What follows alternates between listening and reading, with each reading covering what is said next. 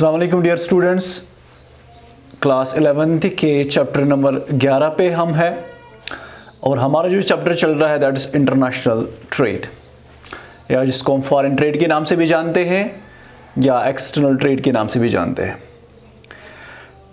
जहाँ तक external trade की बात है, जो हमने कहा ये वो ट्रेड होता है जो आप अक्रॉस द बॉर्डर करते हो, यानी जब आप अपने कंट्रीज़ के बाहर जाकर दूसरे कंट्री से तिजारत करते हो, चाहे आप वहाँ से ख़रीदते हो या उनको अपना प्रोडक्ट बेचते हो, दैट्स कॉल्ड एक्सटर्नल ट्रेड या इंटरनेशनल ट्रेड।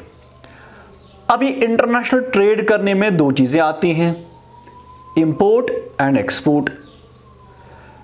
अब हम बात कर देंगे आज एक्सपोर्ट करने के लिए क्या क्या लवाजमात पूरे करने होते हैं, या जिसको हम यहाँ पे आपके सिलेबस के मुताबिक जो टॉपिक है दैट इज एक्सपोर्ट प्रोसीजर। यानी जो अगर आप अपना प्रोडक्ट किसी दूसरे कंट्री को बेचना चाहते हो, इन्हें एक्सपोर्ट करना चाहते हो, इस एक्सपोर्ट करने के लिए आपको क्या प्रोसीजर फॉलो करना पड़ता है, या क्या क्या लवाजमात या फॉर्मेलिटीज पूरे करने पड़ते हैं, क्या तरीका है, वही आज हम डिस्कस करने जा रहे हैं। There are number of formalities, there are number of steps which are to be taken for doing export of goods and services. चलिए उसी चीज को हम आज डिस्कस करने जा रहे हैं जिसको हम एक्सपोर्ट प्रोसीजर के नाम से जानते हैं। Number first is receipt and inquiry and sending quotations. ये रिसेप्ट ऑफ इंक्वायरी क्या होता है और ये कोटेशन सेंड क्या होता है, चलिए हम डिस्कस करेंगे। हम मान लीजिए हम जो कश्मीर है, हमें यहाँ पे मेन प्रोडक्ट जो प्रोड्यूस होता है वो हैंडीक्राफ्ट्स होता है, जो एक्सपोर्ट भी होता है बाहर जाके, बाहर कंट्रीज़ में, फॉरेन कंट्रीज़ में। हम बात करेंगे पश्मीना शॉल की। सपोज यहाँ का कोई ट्रेडर, यहाँ का कोई व्यापारी, वो किसी दूसरे फॉरेन कंट्री में अपना यहाँ कश्मीरी शॉल बेचना चाहता है। एक ट्रेडर है जो पश्मीना शॉल्स के साथ डील करता है, वो चाहता है कि मैं ये पश्मीना शॉल इंग्लैंड या अमेरिका के लोगों को भेजना चाहता हूं। तो क्या प्रोसीजर है इस चीज को, वो कैसे कर सकता है, क्या तरीका है? तो सबसे पहले क्या करेगा वो, बाज़ाब्ता उसकी कोई ईमेल वगैरह बाज़ाब्ता होगी, तो सबसे पहले क्या करता है, या उसका कोई सोशल नेटवर्किंग साइट होगा, अपना अकाउंट होगा जहां पे वो अपना प्रोडक्ट डिस्प्ले करता है और उसके रेट वगैरह लिखता है। क्या होता है, सबसे पहले आप जो दूसरे कंट्री में कस्टमर बैठा हुआ होता है वो पहले अपनी ख्वाहिश जाहिर करता है आपके प्रोडक्ट के बारे में।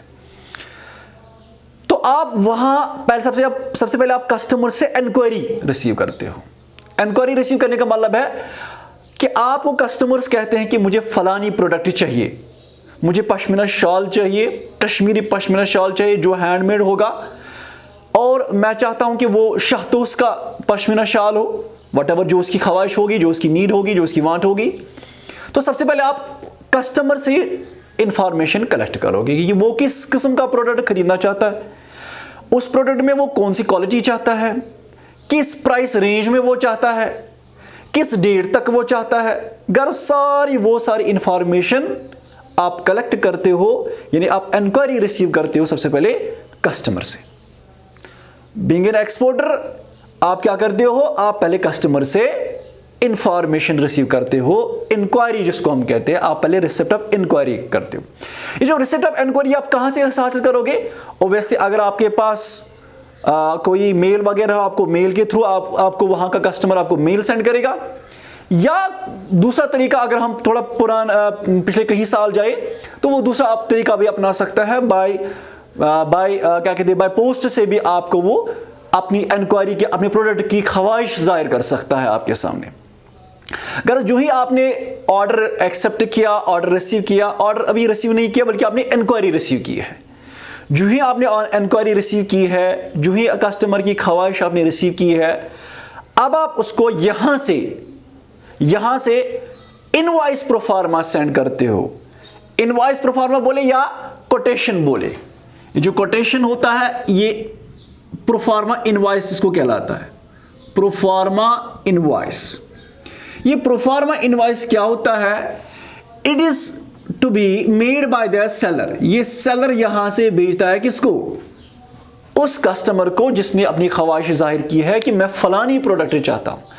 अब यहां का ट्रेडर, कश्मीरी ट्रेडर जिसको अपना पश्मीना शॉल बेचना है यूके के किसी बंदे को, अब उसको यहां का जो कश्मीरी ट्रेडर है वो इसको कहता है कि हमारे पास ऐसा प्रोडक्ट है जिसका प्राइस ये है, जिसकी क्वालिटी ये है, जिसका मेजरमेंट लेंथ वगैरह ब्रेड्थ वगैरह ये है, जिसका कलर ये, गर्ज वो अपने प्रोडक्ट के बारे में इसको यहां से इंफॉर्मेशन देता है, क्वालिटी के बारे में, प्राइस के बारे में, क्वांटिटी के बारे में, डिस्काउंट के बारे में, गर्ज हर कुछ इंफॉर्मेशन वो उसको यहां से सेंड करता है, जिसको हम कहते हैं प्रोफार्मा इनवॉइस और सेंडिंग कोटेशंस।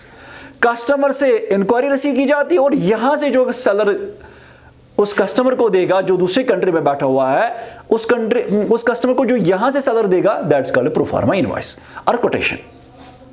अच्छा चलिए, हो गया फिलहाल आपस में बायर ने आपको इंक्वायरी भेजी और आपने इसको यहां से प्रोफार्मा इनवॉइस भेजा। अब इसके बाद नेक्स्ट स्टेप क्या है?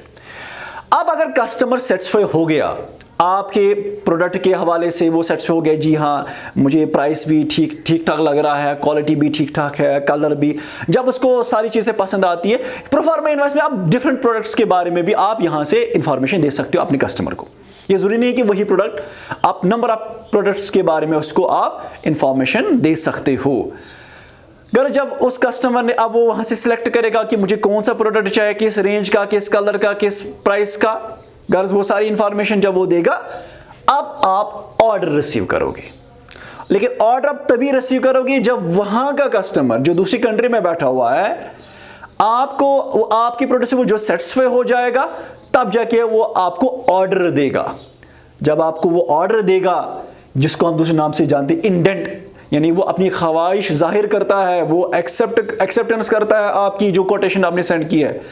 जब वो एक्सेप्ट करेगा, जब वो उसको लगेगा कि ठीक है मेरे लिए बेहतर, ये मेरी नीड को सेटिस्फाई करेगा, तब जाके वो ऑर्डर आपको भेजेगा, फिर जाके आप इस पे काम करना शुरू करोगे। फिलहाल आपने ऑर्डर रिसीव किया कस्टमर से, सेकंड स्टेप से आपने ऑर्डर रिसीव किया, थर्ड स्टेप में आप क्या करते हो? अब तो ऑर्डर आपने रिसीव किया, कस्टमर ने बोला कि मुझे फलानी प्रोडक्ट चाहिए, फलानी डेट तक, उसका प्राइस ये होना चाहिए, उसकी पैकिंग ये होनी चाहिए, उसकी क्वांटिटी, उसकी रेट, उसका वजन वगैरह, घर सारी इंफॉर्मेशन से वहां से आपको दे दी। अब आप वही प्रोडक्ट बनाने से पहले, उस प्रोडक्ट पे एक्चुअली वर्कआउट करने से पहले, या वही प्रोडक्ट उसको बेचने से पहले आप क्या करते हो? आप सबसे पहले उस कस्टमर के बारे में क्रेडिट वर्दीनेस जानते हो। ये क्रेडिट वर्दीनेस क्या होता है? जब आप अपना प्रोडक्ट उस कस्टमर को दोगे, आपको क्या गारंटी है कि वो आपको कल पैसा देगा? आप प्रोडक्ट बनाओगे, आप उसको प्रोडक्ट बेचो भी, लेकिन वो आपको पेमेंट नहीं करेगा। हमेशा ये पॉसिबल नहीं होता है, वो पहले एडवांस पेमेंट करेगा। कभी कभार ऐसा भी हो सकता है पहले आप प्रोडक्ट उसको दोगे, उसके बाद आप पैसे रिसीव करोगे। अब अगर आप पहले प्रोडक्ट उसको दोगे, फिर उसके बाद पैसा वसूल करने की अगर टर्म्स एंड कंडीशंस ऐसी है, तो यहां पे चांस ऑफ लॉस भी हो सकता है, वो पैसा कल नहीं भी दे सकता है। इस चीज के बारे में गारंटी आपके पास एश्योरेंस नहीं है। तो ये चीज मिनिमाइज करने के लिए, ये लॉस पूरा करने के लिए आपके पास एक प्रोविजन होता है, एक तरीका होता है एक्सपोर्ट करने के लिए, इस चीज को दूर करने के लिए। वो क्या होता है? आप उससे लेटर ऑफ क्रेडिट मांगते हो उस कस्टमर से जो दूसरी कंट्री में बैठा हुआ है, जिसको आपको अपना प्रोडक्ट बेचना है। मान लीजिए यूके का एक कस्टमर है आपका, आप उसको अपना पश्मीना शॉल बेचना चाहते हो। आपको खदशा लगता है कि कल पैसा खा भी सकता है, मेरे पास क्या गारंटी है? आप उसको क्या कहते हैं? आप उसको कहते हैं मुझे आप लेटर ऑफ क्रेडिट दीजिए। ये लेटर ऑफ क्रेडिट है क्या? ये लेटर ऑफ क्रेडिट जो है, ये आपको वहां यूके के बैंक वाले आपको एक लेटर देते हैं, जिसमें वो एश्योरेंस आपको देते हैं कि हम आपको इतने अमाउंट तक, हम आपको एश्योरेंस देते हैं, हम आपको ये पैसा देंगे। जब आपको बैंक आपको एश्योरेंस देता है, गारंटी देता है, तो आपको जो अभी तक खदशा होता है, जो आपको डर लगा रहता है कि कल मुझे पैसे मिलेंगे कि नहीं, आप उससे, वो शक आपको दूर हो जाता है, उससे आप फ्री हो जाते हो। यानी वहां का बैंक, एक्सपोर्टर्स बैंक, सॉरी, वहां जिस कंट्री में आपको प्रोडक्ट बेचना है, एक्सपोर्टर बैंक, जिस कंट्री में आपको अपना प्रोडक्ट बेचना है, वहां का बैंक आपको एक लेटर देता है। वही लेटर कहलाता है लेटर ऑफ क्रेडिट, जो आपके लिए गारंटी, एक डॉक्यूमेंट बन जाता है, वैलिड डॉक्यूमेंट बन जाता है, जिसके बेस पे कल आप, अगर वो बंदा कल वो बंदा कल पैसा आपको नहीं देगा, आप उस बैंक से पैसे फिर वसूल कर सकते हो। ठीक है, तो इस तरह से आपको एश्योरेंस मिलती है कि अगर मुझे कल प्रोडक्ट उसको देना, अगर मुझे पैसा नहीं देगा तो मेरे पास ये सबूत है, मैं उससे पैसा ले सकता हूँ उस बैंक से।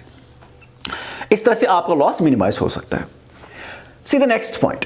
Next point is after doing all these formalities up to this, now the fourth point is, अभी भी आपने प्रोडक्ट वहां नहीं भेजा, इससे पहले कि आप अपना प्रोडक्ट उस कंट्री में ले जाओगे, आपको सबसे पहले अपने कंट्री में जो कस्टम अथॉरिटीज होते हैं, कस्टम अथॉरिटीज वो वाले अथॉरिटीज होते हैं जिनकी जिम्मेदारी होती है इंपोर्ट एक्सपोर्ट के लवाजमात को पूरा करना। ये गवर्नमेंट ने एक डिपार्टमेंट बनाया है जो इंपोर्ट एक्सपोर्ट रेगुलेशंस को देखता है, रेगुलेशंस बनाता है या इंपोर्ट एक्सपोर्ट को देखता है। तो सबसे पहले आपको इंपोर्ट एक्सपोर्ट, ये जो कस्टम अथॉरिटी है, कस्टम लॉ है, उन लॉज को फॉलो करना है। जो वो कहेंगे पहले आपको वो फॉर्मेलिटीज पूरे करने हैं। वो फॉर्मेलिटीज क्या है? वो कहते हैं कि अगर आप दूसरे कंट्री में अपना प्रोडक्ट बेचना चाहते हो तो सबसे पहले आपको क्या करना है, आपको हमसे लाइसेंस हासिल करनी है। ये लाइसेंस हासिल करने के लिए आपको कुछ लवाजमात पूरे करने हैं। वो लवाजमत क्या है? सबसे पहले आपको एक अकाउंट खोलना है, बैंक अकाउंट खोलना है। जिस कंट्री में आप, जैसे हम कश्मीर में रहते हैं, हम यहाँ पे अपना एक अकाउंट खोलना है जो किसी ऐसे बैंक से जो रिजर्व बैंक ऑफ इंडिया ने उसको अप्रूव किया होगा, जो under the reserve bank of India के कंट्रोल में आता होगा। तो सबसे पहले आप बैंक से अकाउंट खोलोगे और अपना अकाउंट नंबर वगैरह आपको होगा। इसके बाद आपको इसी कस्टम अथॉरिटी से इंपोर्ट एक्सपोर्ट कोड हासिल करना है, जिसको हम कहते हैं IEC, इंपोर्ट एक्सपोर्ट कोड। जो भी बंदा एक्सपोर्टर बनता है उसको बाज़ाब्ता कस्टम अथॉरिटी वाले कोड देते हैं, इंपोर्ट एक्सपोर्ट कोड।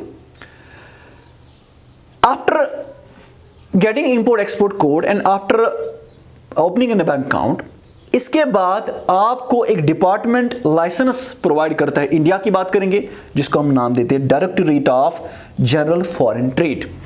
एक डिपार्टमेंट है इंडिया में जहां से आप लाइसेंस हासिल कर सकते हो। किस चीज के लिए?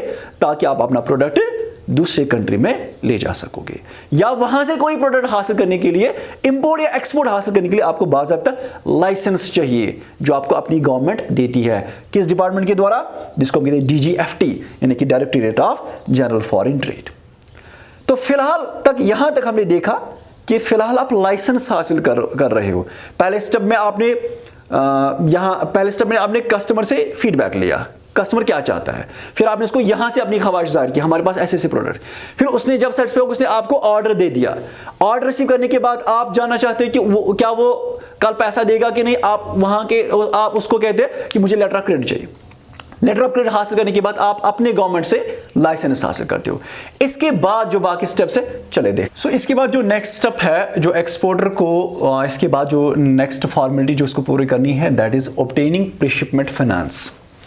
देखिए, कभी कभार एक एक्सपोर्टर के पास अच्छा खासा पैसा होगा तो उसको फाइनेंस के लिए जाने की ज़रूरत नहीं है। अगर उसके पास पैसा नहीं है, क्योंकि एक्सपोर्ट करने के लिए आपको ट्रांसपोर्टेशन का भी खर्चा उठाना है, आपको वहाँ पे चीज़ें वगैरह रखने के लिए भी बहुत पैसा चाहिए। इसलिए इस चीज़ से निपटने के लिए क्या करते हैं, जो एक्सपोर्टर होता है, जो अपना प्रोडक्ट दूसरे कंट्री में ले जाना चाहता है, वो अपने बैंक को अप्रोच करता है फाइनेंस के लिए, लोन के लिए वो अप्रोच करता है, ताकि ये जो उसने ऑर्डर रिसीव किया है इंपोर्टर से, एक कस्टमर से जो या बायर से उसने जो ऑर्डर रिसीव किया है, ताकि उस ऑर्डर को वो एग्जीक्यूट कर सके, ताकि वो जो उसने ऑर्डर रिसीव किया वो प्रोडक्ट अब बना सके। चाहे रॉ मटेरियल खरीदना होगा या ट्रांसपोर्टेशन के खर्चे के लिए, ये गर्ज उस ऑर्डर को ऑनर करने के लिए, अपना प्रोडक्ट उस अल्टीमेट कस्टमर तक पहुंचाने के लिए अब उसको पैसा चाहिए, ताकि इन पैसों से वो सारी चीज़ें कर सके। तो यहाँ पे क्या होता है, यहाँ पे चीज़ें शिप में लोड करने के लिए या चीज़ें अपने अल्टीमेट कस्टमर तक पहुंचाने के लिए ये जो एक्सपोर्टर होता है ये अपने बैंक से लोन लेता है। अगर इसके पास अच्छे खासे पैसे हैं, लोन लेने की जरूरत नहीं है, वरना वो लोन ले सकता है। नेक्स्ट स्टेप, जब उसने लोन वगैरह हासिल किया, अब ये एक्चुअल वर्क करेगा उस पे जो उसने ऑर्डर रिसीव किया है। अब वो प्रोडक्ट बनाएगा, अब वो प्रोडक्ट खरीदेगा, या अब वो ट्रांसपोर्टेशन का बंदोबस्त करेगा, या वेयरहाउस का बंदोबस्त करेगा। गर्ज जिस पर्पस के लिए इसने पैसा लिया है, जो उसका मकसद है वो हासिल करने के लिए अब वो एक्चुअल काम करेगा, चीज़ें बनाएगा। प्रोडक्शन, या अगर उसका अपना चीज़ें बनाना है ठीक है खुद बना सकता है। अगर वो अपना प्रोडक्ट खुद नहीं बनाता है या कहीं से हासिल करना है, कहीं से पहले अरेंज करना है फिर वही प्रोडक्ट बेच सकता है, तो वैसा भी हो सकेगा। प्रोक्योरमेंट का मतलब है हासिल करना, और प्रोडक्शन में वो खुद चीज़ें बनाता है। इसके बाद obtaining certificate of origin. Sometimes क्या होता है, जिस कंट्री में आप अपना प्रोडक्ट ले जाते हो वो कंट्री आपको कुछ कंसेशन देती है, टैरिफ्स के हवाले से, टैक्सेस के हवाले से कुछ छूट देते हैं। इस चीज़ से इस्तिफादा हासिल करने के लिए आपको क्या करना पड़ता है, आपको एक सर्टिफिकेट बनानी पड़ती है कि हम प्रोडक्ट्स किस कंट्री से ला रहे हैं, जिसको हम सर्टिफिकेट ऑफ ऑरिजिन के नाम से जानते हैं। सर्टिफिकेट ऑफ ऑरिजिन का मतलब ये है ये जो चीज़ें हैं ये किस कंट्री से हमने लाए, ताकि आप यही सर्टिफिकेट वहाँ उस कंट्री के गवर्नमेंट के पास दोगे, ताकि आपको कंसेशन या कुछ छूट वगैरह मिल सकता है टैक्सेस के हवाले से। तो उस पर्पज़ के लिए आपको सर्टिफिकेट ऑफ ऑरिजिन चाहिए।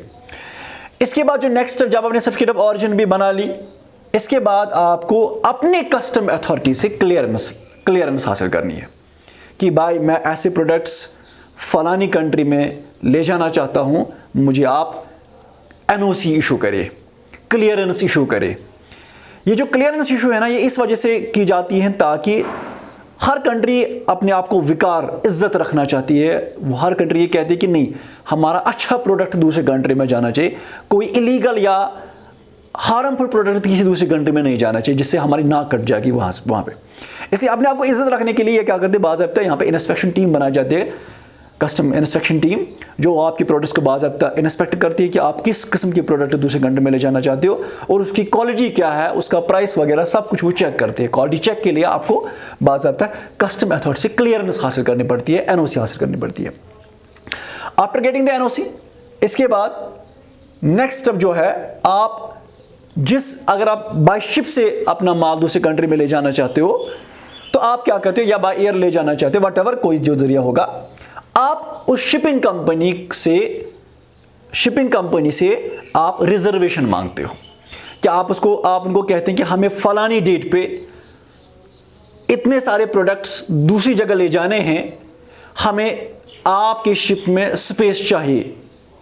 कितनी स्पेस चाहे वो आपके प्रोडक्ट्स डिसाइड करेंगे, कितने सारे प्रोडक्ट्स है, अकॉर्डिंगली आप उनसे जगह मांगते हो कि हमें आपकी शिप में अपने गुड्स लोड करवाने हैं, हमें उसके लिए जगह चाहिए और हमें फलानी डेट पे और फलानी जगह ले जाने हैं। ये जब आप अपनी इंफॉर्मेशन शिपिंग कंपनी के साथ शेयर करते हो, आप उसको मांगते हो कि हमें थोड़ी सी स्पेस चाहिए अपने प्रोडक्ट्स के लिए, तो आप उनको बाज़ाब्ता रिजर्वेशन मांगते हो या स्पेस मांगते हो कि हमें शिपिंग के लिए, हाँ, हमें अपने गुड्स के लिए थोड़ी सी जगह दीजिए। जब वो शिपिंग कंपनी आपको बाज़ाब्ता वहाँ से अलो करते हैं, ठीक है भाईजान आज लाइए आपके प्रोडक्ट्स क्या है फलानी डेट पे, ठीक है हम आपको डिस्पैच करके देंगे। तो इसके बाद आप गुड्स उस शिप पे सवार करते हो, लोड कराते हो।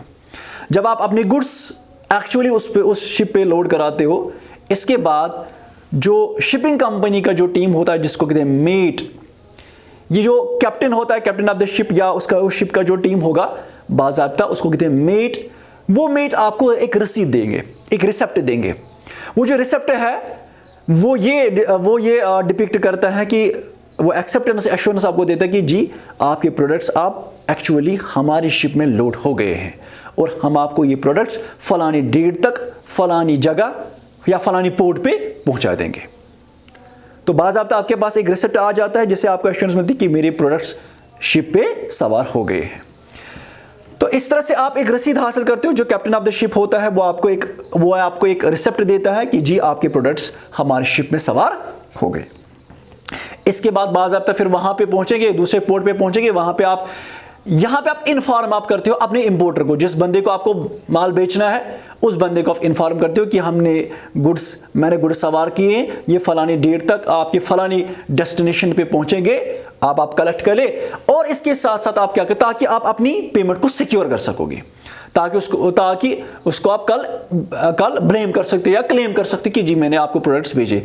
इस चीज़ के लिए आप उसको इन्फॉर्मेशन देते हो कि जी मैंने आपके जो कहे हुए प्रोडक्ट्स से मैंने आप शिप में सवार किए, अब आप फलानी जगह ले। लेकिन इस चीज़ के साथ साथ आपको बहुत सारे डॉक्यूमेंट्स भी प्रिपेयर करने पड़ते हैं, जैसे आपको bill of lading, packing list, certificate of origin, letter of credit, ये सारे जो डॉक्यूमेंट्स हैं ना, ये आपको बैंक के थ्रू, अपने बैंक के थ्रू उस इंपोर्टर तक पहुंचाने होते हैं। अपने बैंक के थ्रू आपको वो ये डॉक्यूमेंट्स उस इंपोर्टर तक पहुंचाने होते हैं, ताकि कल जब वो वहां पोर्ट पे चीजें लेगा, चीजें लेने के लिए आएगा, उसके पास कुछ डॉक्यूमेंट्स होना चाहिए, उसके पास कुछ सबूत होना चाहिए, ताकि उसको वो पोर्ट अथॉरिटीज वाले उसको वहां पे अलो करेंगे, जी हाँ आप ही के प्रोडक्ट से ये लीजिए। इस चीज के लिए आप उसको क्या करते हो, आप यहां से कुछ डॉक्यूमेंट्स भिजवाते हो ताकि उसके पास एक सबूत मिल सके, ताकि वो वहां से उस पोर्ट से चीजें ले सके। इस तरह से ये प्रोसीजर है एक्सपोर्ट प्रोसीजर का। फिर उसके बाद यहां से पेमेंट हासिल करता है। होप आपको यह समझ में आ चुका होगा। इसके बाद इसमें कुछ टर्म्स है, इस एक्सपोर्ट प्रोसीजर में कुछ ऐसे डॉक्यूमेंट्स भी है जो बनाने पड़ते हैं, जैसे मैंने यहाँ पे कहा लेटर ऑफ क्रेडिट वगैरह या बिल ऑफ लेडिंग। ये हम आगे नेक्स्ट वीडियो में देखेंगे ये डॉक्यूमेंट्स होते क्या है जो नेसेसरी होता है इंपोर्ट एक्सपोर्ट करने के लिए। होप आपको यह समझ में आ चुका। That's all for today.